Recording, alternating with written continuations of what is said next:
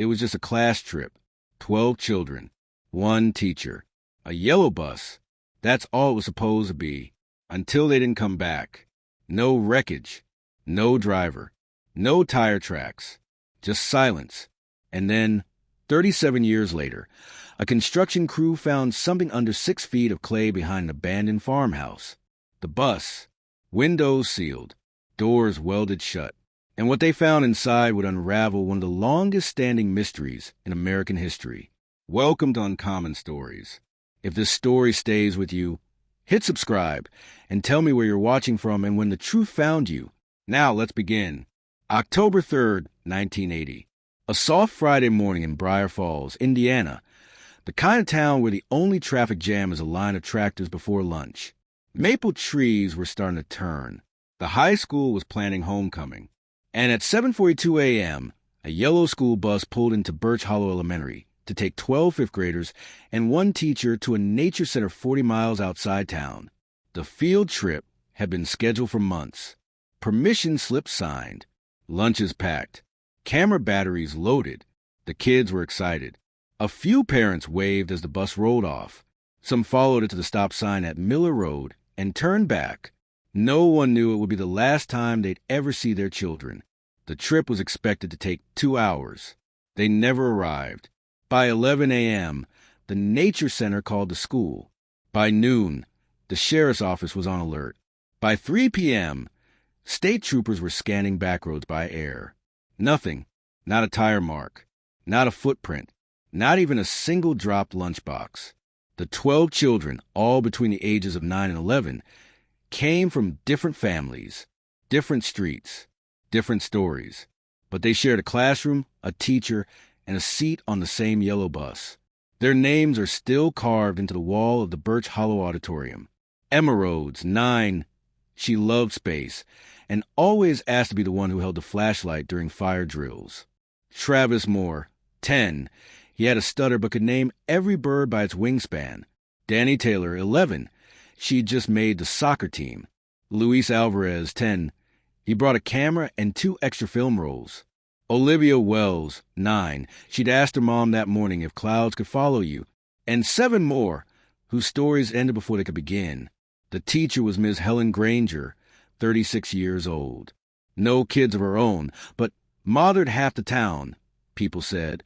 She'd taught at Birch Hollow for 12 years. Always wore a cardigan. Carried peanut M&Ms in her purse for nervous test takers. She was driving the bus that morning. Their usual driver was out sick. She'd volunteered. Initial theories were mundane. Wrong turn. Mechanical failure. A crash in a wooded ravine. But no crash was ever found. No explosion. No damage to the guardrails. Nothing on radar or camera. And the road from Birch Hollow to the Nature Center only had one major turn, a left at Whitmore Pass. And someone remembered something. A farmer, name redacted in later reports, said he saw the yellow bus that morning, said it didn't turn left, said it kept going straight, said the driver never waved, just stared ahead. No children in the windows, just faces still as stone. The FBI got involved by day 3. Aerial sweeps, dredging of nearby lakes, ground-penetrating radar. They even called in psychic investigators by day 12. No results. Posters went up. 12 children and a teacher missing. The headlines ran for a week, then gave way to politics. The case grew cold, then colder, then forgotten, except by the families who left their porch lights on far too long. Emma's mother, Carol Rhodes, never moved. Never changed her number. Never changed Emma's room. Every October 3rd, she baked her daughter's favorite cake, strawberry with white icing, and left a slice by the window. She said once, "You don't stop being a mother just because the world stops noticing." For years, rumors festered that the kids were kidnapped by a cult, that the teacher ran off, that the bus was driven into a sinkhole, that they'd never existed at all. There were no answers. Only whispers, and silence that stretched for decades, until August 22nd, 2017. A demolition crew was clearing land outside the old Langley farm. The house had been abandoned since 1991. weeds up to the windows, roof cave-in. No one had walked the back acre in years. One worker's excavator blade hit something hard. He thought it was a fuel tank. But when they cleared the dirt away, they saw yellow paint, chipped, rusting, curved like a smile. It took them 6 hours to uncover it.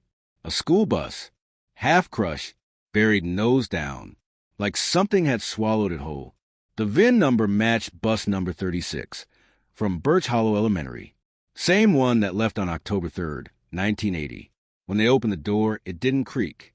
It cracked, like bones breaking under time. Inside was darkness, thick, still, stale. Dust hung in the air like ash. And then, on the seats, they found them, 12 backpacks, all zipped, all labeled, each one with a name tag. No notebooks, no photos, just the bags. And in the driver's seat, a woman's shoe, tan leather, size 8, Ms. Granger's shoe. The match was confirmed. But that was all. No bones, no remains, just 12 empty bags and a shoe in the front seat. And one more thing, taped to the inside of the bus door. A note, short, handwritten, faded. We didn't get lost. We were told to keep going. No signature, no fingerprints. But it was enough to open every wound this town had tried to forget. And the truth, or whatever remained of it, was about to surface. The yellow paint was faded, but it was still there, under layers of dirt and time. The bus looked like a fossilized artifact, preserved more by silence than nature. And once the news broke, the world noticed again. National outlets picked it up first. Ghost bus found after 37 years. 12 kids, one trip, no return. Indiana mystery unearthed. Then came the satellite trucks, the drone footage, the TikTok theories. But behind all the media noise, one thing was clear. 12 children had vanished in 1980, and now their bus had come back. Without them, the investigation was immediately reopened by the Indiana State Police. This time, with the assistance of the FBI's cold case unit. They brought in forensic archaeologists, psychological profilers, digital archivists. Because this wasn't just a crime scene. It was a time capsule. And someone had sealed it deliberately. Inside the bus, every seat had been dusted. Each bag removed, tagged, and cataloged. The zipper pulls were rusted, but most contents had survived. Emma's bag still had her notebook. A single page was torn, but the rest? Intact. She'd drawn the trees they were supposed to see at the nature center, labeled each one. Her handwriting neat, except for the last word, dogwood, which trailed off the page. Louis' camera was found in his bag, roll of film undeveloped. It was rushed to the FBI lab in Quantico. Out of 24 frames, only 3 were recoverable. The first, a blurry image of the school's front steps. The second, a crooked photo of a classmate, possibly Danny mid-laugh. The third, a photo taken through the bus windshield. It showed a man standing in the road, back turned, wearing a coat, hands in pockets. They enhanced the image. No face, no plate on the vehicle behind him, just a grainy silhouette of someone waiting, or blocking. When the FBI presented the photo to the families, Carol Rhodes said quietly, "That's not a stranger. That's someone they knew. Look at their faces, not scared. Not yet." The shoe confirmed the driver had been Ms. Granger, but her body was never found, nor any trace of the children's. DNA testing on the bus revealed a strange detail. 12 sets of child DNA particles, matching the children on file. 1 adult female DNA, matching Granger, and a 13th unknown adult male, unmatched in federal databases, unidentified, possibly never arrested, possibly still alive. There were more questions than answers. Who buried the bus? Why were the backpacks left behind? What did the note mean? Where did the children go? And why did they never scream? The note was the most chilling part. Just 8 words. We didn't get lost. We were told to keep going. Told by who? A forensic linguist analyzed the handwriting. Age estimation, 10 to 12 years old. Gender-neutral tone. Likely female. Possibly Emma or Olivia. but it didn't match Emma's journal. And Olivia's mother said she never liked writing, only drawing. Still, the idea that one of the children had written it changed everything. They hadn't panicked. They hadn't run. They were following instructions. A week later, someone broke into the Birch Hollow Elementary archives. Nothing was stolen, just scattered, files opened, photos dumped on the floor. But in the process, a janitor found something wedged behind a filing cabinet. A small envelope marked field trip, October 3rd. Inside, a typed letter. Not from Ms. Granger. Not from the principal. It was unsigned. Typed on a 1970s Smith Corona model. Ink faded. It read, "Do not deviate from the route. Do not stop for anyone. Do not respond to emergency vehicles. Continue until instructed to turn. If questioned, state mechanical failure. If detained, surrender envelope 2. They'll be safe if you follow directions." The implication? Someone had given a teacher, or someone posing as a teacher, direct instructions, had planned the detour, had made a route that led nowhere. But where was envelope 2? Was it real? Was this even about kidnapping? Or something else? A town historian, Elmer Vaughn, 83 years old, came forward quietly, said he remembered a man, came through town in late 1979, charismatic, polite, asked a lot of questions about the school system, claimed to be from the state, said his name was Martin Hale. But when authorities ran that name, nothing, no license, no degree, no tax record, no one by that name ever employed by the state. Elmer said the man had visited the school twice, once to inspect bus routes, and once more, the day before the trip, he asked to see the children. Ms. Granger had mentioned it once in passing. She said the man had a clipboard, but no questions. Just watched, smiled, left. That name, Martin Hale, wasn't in any of the school's records, but appeared again in a 1978 report from Butler County, Ohio, 2 hours east. Filed under missing bus, a similar case, never publicized. 7 students, 1 teacher. All vanished. No trace. No note. Only a witness description of a man named Hale who had visited the school a week prior. The buses in both schools had been the same model, 1974 Chevrolet Type D, and both schools had been located within an hour of a decommissioned military facility. Coincidence? Or design? Back in Briar Falls, the construction crew that found the bus confirmed something else. The land had been owned by the Langley family until 1989, sold after the matriarch died. The record showed a transfer to a holding company, run by a man named James Haleman, or rearranged, M. Hale. The theory now had bones. A man posing as an inspector gives instructions to the school, orchestrates a detour, hides a bus, leaves behind just enough to spark fear, but not enough to catch him. But still, the biggest question remained. Why? Why take 12 children and leave no ransom? Why go to such lengths to hide the bus, but leave the backpacks? And what did keep going mean? Where were they going? And were they ever meant to arrive? Sometimes the scariest thing about mystery is how many people almost figured it out, but didn't. How close the truth came to being seen, before it was buried again. The town of Briar Falls hadn't seen this much media attention since the case first broke in 1980. But now it was different. Back then it was hope. Now it was dread, because if the children were gone and the bus had been buried, that meant someone out there still knew what happened. Someone who planned it, executed it, and stayed hidden for nearly 4 decades. The FBI traced the holding company that owned the Langley land to a shell corporation in Delaware. Untraceable. No physical office, just a P.O. box and a disconnected number. But in the fine print of the transaction was a signature, M. Hale, trustee. That name again, a ghost hiding in plain sight. The real breakthrough came from an unexpected place. A former substitute teacher named Nadine Whitmore. She'd worked in Briar Falls for just 1 semester in 1980 and had almost forgotten about it until she saw the news. She called the hotline and said, 1 line. I remember that man. He came into the teacher's lounge. The man she described was tall, clean-shaven, wore a tan suit and wireframe glasses. Polite, soft-spoken.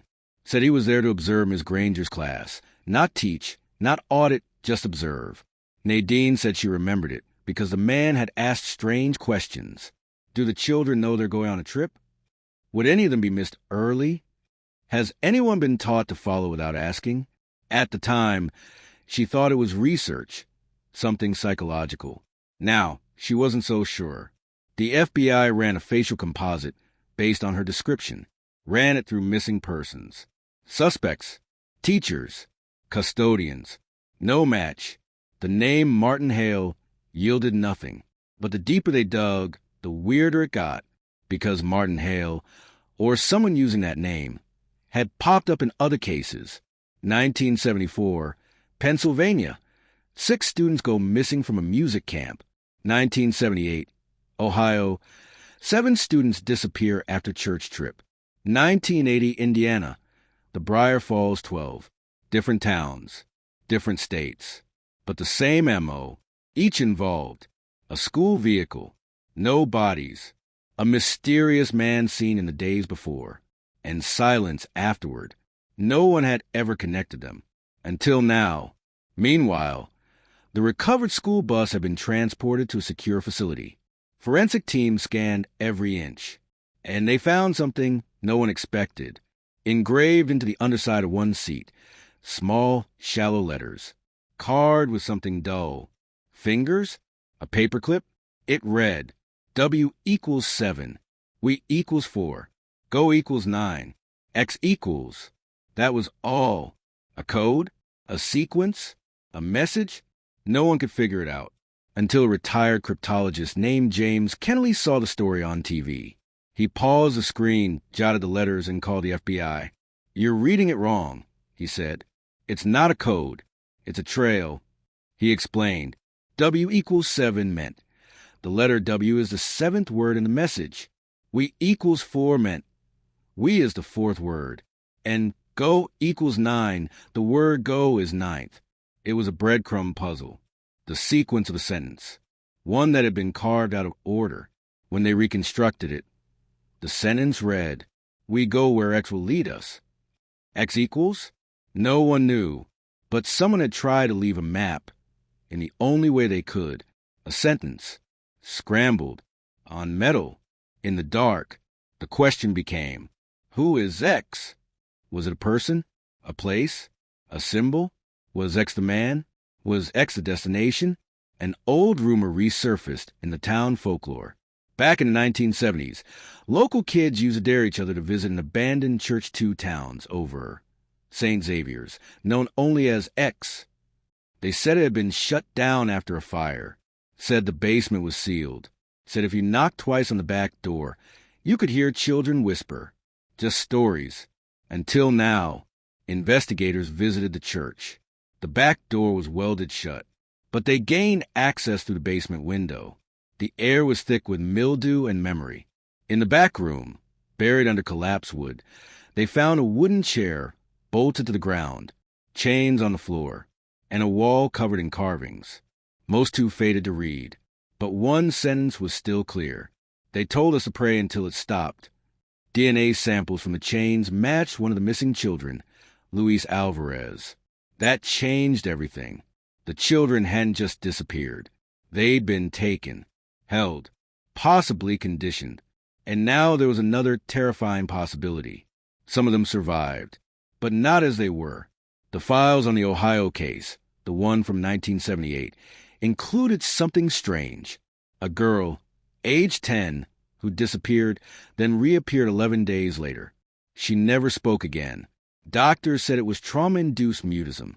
But in her diary, they found a single sentence, scribbled over and over. We don't get to go home. We go where he sends us. Her name was Sarah Linton, now an adult, living in assisted care. She never married, never held a job, rarely spoke. But when agents visited her in 2017 and showed her a photo of the bus, her hands trembled. She whispered one word, X. And one more thing, she pointed to her arm. There, beneath the skin, barely visible, was a scar. shaped like an X. The story wasn't about a missing bus anymore. It wasn't even about 12 children. It was about something bigger, older, and still waiting. The deeper they dug, the more the town of Briar Falls began to fracture. Because when you start pulling on a thread this old, you don't just unravel the past. You expose everything it was hiding.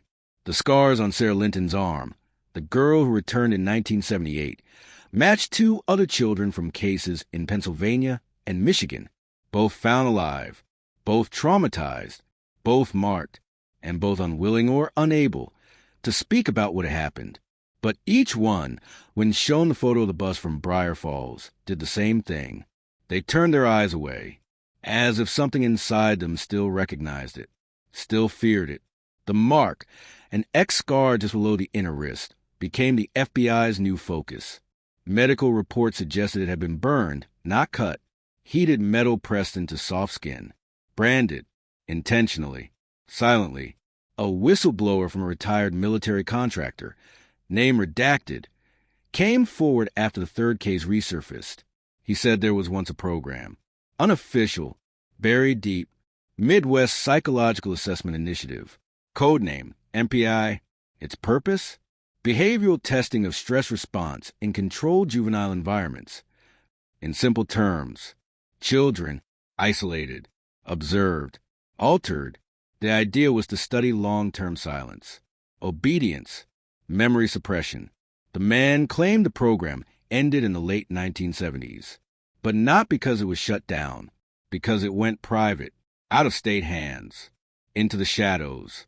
The man showed them a single photo, grainy, a black and white surveillance still of a basement hallway. At the end of the hall, a metal door. Above it, a stencil in bold letters, Sector X. And in front of that door, a tall man, in a long coat, head turned toward the camera, but face lost in blur. Underneath, scribbled by hand, Hale? The FBI was now certain. Martin Hale wasn't just a man. He was a mask, a role, used by someone or several people who ran these experiments in secret. And X wasn't just a symbol. It was a place, a system, a method. In Briar Falls, people began to speak again. Old janitors, former teachers, retired bus drivers. One by one, they remembered things they'd forgotten or had been told to forget. A janitor at Birch Hollow Elementary recalled being asked to make a copy of the school's bus key in September 1980. Said it was a new hire, soft voice, never smiled. When asked his name, he paused, then said, Martin. A second-grade teacher remembered a meeting where staff were warned not to speak to parents about the upcoming trip. No reason given. She didn't question it. She said, it was a different time. You followed rules. A student, now in her 50s, said her younger brother had once mentioned a man in the hallway, said he wore gloves, carried a clipboard, asked questions about which students liked to follow directions. The boy thought it was a game. And then came a discovery that cracked the case wide open. In the town's historical records, stored in the local library's basement, an old town council file was found, dated 1977, stamped confidential. The file mentioned proposal from a private educational researcher offering to study obedience pathways in pre-adolescent populations. The offer? To partner with Briar Falls Elementary for a 5-year research agreement. Funded anonymously. In exchange, the school would receive upgraded equipment, free counseling for staff, and access to experimental learning modules. The file was signed, not by the school, not by a parent, but by Dr. M. Hale. The town had unknowingly agreed to something it didn't understand, and in doing so, handed over its children. But that wasn't all. One final item had been recovered from inside the buried bus. Initially overlooked, tucked beneath the floorboard, a small tin box. Inside, a cassette tape. Old, unlabeled, audio was degraded, but the team recovered 27 minutes of sound. The first 5 minutes, silence, then voices, children, whispers, a girl's voice. Are we almost there? A boy. He said, wait for the knock. Then silence. Then 3 loud knocks. A man's voice faint. Quiet now. You know what to do. Then nothing. The last minute, breathing. Shallow, ragged, alone. The breathing was analyzed, matched to a 10-year-old child, possibly Travis Moore. Unconfirmed. That tape became the key, not because of what it said, but because of what it proved. They'd been alive, together, somewhere, waiting, and they'd been told to follow, to be quiet, to trust a voice that didn't belong to their teacher or their families, but to something older, colder. Someone had rehearsed them, prepared them, and they had obeyed, because children believe adults, even when the adults are monsters. The media circus faded again. The headlines cooled. The public lost interest. But the parents, the few still alive, remained. They held vigils, lit candles, and in private met every year in the church basement to say their names, one by one, because someone had taken their children and taught them not to scream. And somewhere, maybe even now, another child waits. Another bus rolls on. Another door creaks open in a place called Sector X. Somewhere out there, a door was still closed, maybe underground, maybe hidden. But one thing was certain, it had once opened, and 12 children had walked through it after the cassette tape surfaced, with the whispering, the knocks, the breathing. The FBI reclassified the Briar Falls case. No longer just missing persons. It was now a domestic psychological operations crime. That meant something chilling. The government wasn't just looking for a killer. They were looking for an architect, someone who had designed this, layer by layer, instruction by instruction, someone who had rehearsed this, not once, but many times. The files from the 1978 Ohio case were reopened. A name appeared again. Hale, not as a suspect, but as a consultant. His field? Child behavioral compliance studies. He'd once lectured anonymously at a government symposium in Washington, D.C. Attendees remember nothing, only that he wore gloves and refused to shake hands. One attendee kept his notes. He wrote a quote from the lecture. When children are told not to scream and rewarded for silence, they begin to forget what fear sounds like. Meanwhile, in Briar Falls, the town was trying to go back to normal. But how do you go back when every field trip becomes a funeral procession in your mind? When every yellow bus that passes your window feels like a ghost? You don't. You live in the echo. Then something strange happened. In 2020, a man in Utah came forward, said his father had recently passed away and left behind a box. Inside the box, letters, typed and signed. One of them included the line, "We do not take them all, only those who can be taught. Silence is the first test." Another letter had a list of towns, dates, ages. At the top, Briar Falls, 1980, age group 9 to 11. The man's father had once worked for a transportation logistics company, and he'd taken consulting contracts in Indiana, Ohio, and Pennsylvania in the late 70s. His job? Field asset diversion and route sealing. To the family, it meant nothing. Now it meant everything. One more letter included a map, hand-drawn, crude. At the bottom, just 2 words. X remains. Authorities followed the coordinates. A patch of overgrown land outside Chesterton, Indiana, 3 hours north of Briar Falls. It had once been owned by a now-defunct nonprofit called Quiet Foundations. The mission? Experimental youth education and silence therapy. No listed founders. No public records. But the logo? A black X. They brought in ground-penetrating radar. And what they found wasn't a body. It was a room. Underground. Reinforced. Sealed. It took 2 days to excavate. When they finally opened the door, they didn't find blood. They didn't find bones. They found chairs.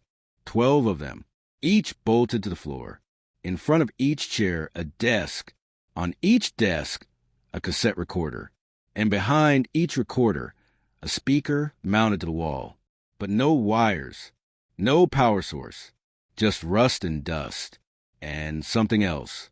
On the far wall, someone had painted, in faded black letters, "If they speak, they break. If they break, they return." The theory became clear. These children were not kidnapped in the traditional sense. They were recruited, selected, tested, conditioned, and some may have been returned after failing. Others were never seen again. But that wasn't the end. A final tape was found, tucked behind one of the speakers. It had no label, just the number 7. The audio was distorted, but the transcript read, "Subject 7, uncooperative, dislikes light, responds to mother's name, has begun asking to go home. Monitor for resistance." At the end of the tape, a child's voice, weak, trembling. "I didn't mean to say it. Please don't send me back." Then static. Then silence. Who was Subject 7? Was it Danny? Was it Emma? Was it someone who survived? Or someone who never stood a chance? The parents were shown the transcript. One mother collapsed. Another refused to believe it. But Carol Rhodes, Emma's mom, just nodded and said she had nightmares about voices. She used to say, "Mom, what if someone tells you to follow, but you don't know where they're taking you?" That was 2 weeks before the trip. She never brought it up again. The deeper truth became unbearable. The children may have known, not what would happen, but that something wasn't right. Something was coming, and no one listened. In the final pages of the FBI's declassified file, there's one more quote, taken from a survivor in a related case in Pennsylvania. He was 6 at the time. Now an adult, he wrote, "They never screamed, because screaming meant failing, and we wanted to go home." But the most chilling entry is dated 1980, typed in Courier font, buried in the original school file from Briar Falls. No name, just an initial, M. It reads, "The children passed their silence test. The route was followed. The vessel is sealed. The next phase awaits." Next phase. What was that? If it was the buried classroom, if it was the cassette rooms, if it was silence as survival, then the question becomes, what happened to those who passed? And are they still out there, still quiet, still obeying, waiting for someone to tell them what to do next? Some endings don't arrive with answers, just a softer kind of silence. Not the kind that haunts you, but the kind that sits beside you in a room you can't leave. The case of the Briar Falls 12 was never officially closed. No suspect arrested. No trial. No confession.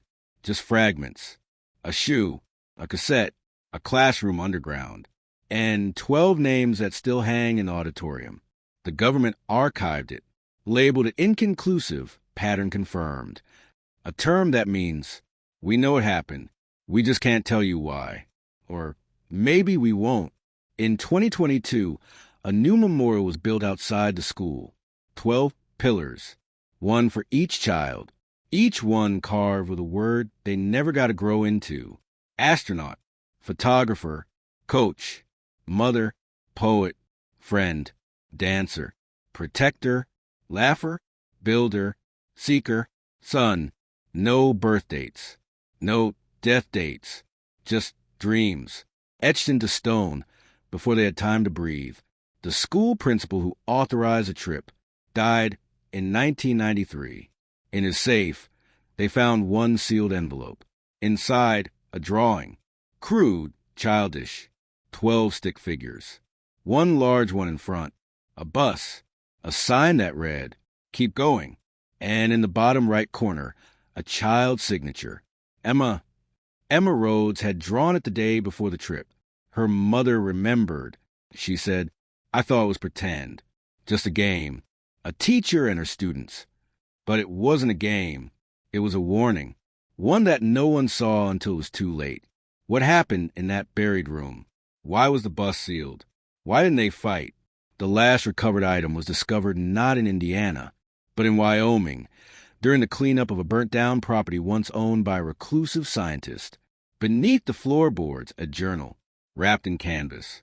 Inside, on the first page, in shaky block letters, "If they speak, they remember. If they remember, it breaks them." The journal detailed psychological experiments involving children, conditioned to silence, trained to forget, made to fear their own voice. One passage read, "The moment of fracture is clearest at age 10. Memory becomes malleable. Identity rewrites itself in the presence of obedience. Fear sharpens learning." At the bottom, initials, MH. The author described a departure model used in rural districts. Use of bus routes, pre-identified children, minimal resistance, maximal control, and the line that shattered everything. Phase 1 concluded successfully in Briar Falls. All subjects compliant. No extraction necessary. It had been a test, one they didn't know they were part of. The children had followed the rules, had obeyed, had sat in silence, even when they knew something was wrong, even when their stomachs clenched, even when the man in the front wasn't their teacher anymore. The final mystery arrived by mail, sent to Carroll Rhodes. No return address, no note, just a small package. Inside, a cassette, labeled simply, "Last day." The audio was short, 12 minutes. It began with the hum of a bus engine. Children laughing. Ms. Granger's voice. "All right, everyone, eyes forward. Remember what we practice." Then silence.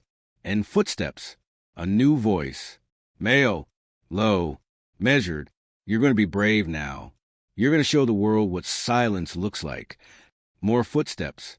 Then a whisper. "We don't want to go." A long pause. Then, "I know. Carol played it once, then burned it," she said. "It wasn't hers. Not anymore. That voice, it belonged to someone they made her become."